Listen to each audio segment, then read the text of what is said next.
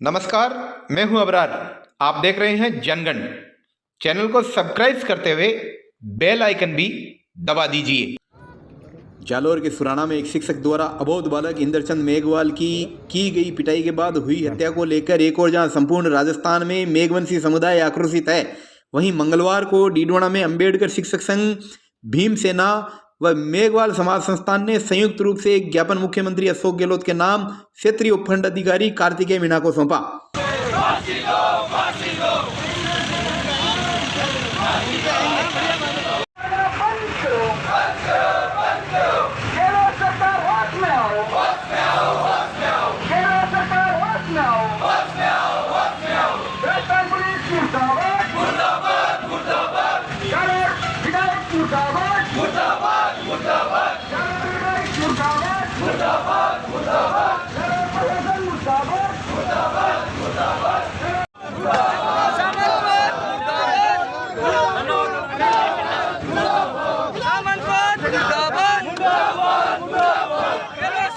मंगलवार को दोपहर करीब 2 बजे स्थानीय मेघवाल समाज भवन में डीडवाना क्षेत्र के गांवों से बड़ी संख्या में मेघवाल समाज के लोग एकत्रित हुए, जहां से एक रैली के रूप में अस्पताल चौराहे होते हुए बांगड़ कॉलेज बस स्टैंड होकर कचहरी परिसर पहुंचा। रैली ने जबरदस्त नारेबाजी करते हुए मुख्यमंत्री अशोक गहलोत का पुतला फूंका।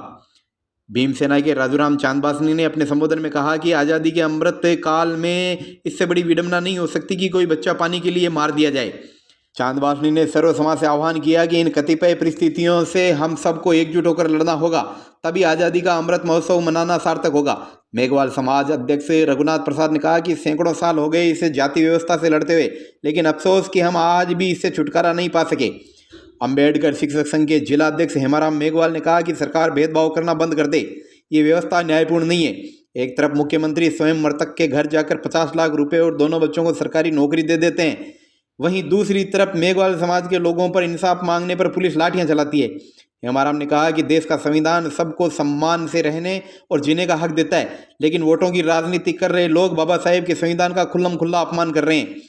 ज्ञापन में पीड़ित परिवार को 50 लाख की आर्थिक सहायता, एक सरकारी नौकरी, शिक्षक सेलू सिंह राजपूत को मृत्युदंड दिए जाने की मांग के साथ ही मृतक के गांव में मेघवाल समाज के लोगों पर जिन पुलिस वालों ने लाठियां चलाई, उनके खिलाफ सख्त कार्रवाई की मांग की गई है।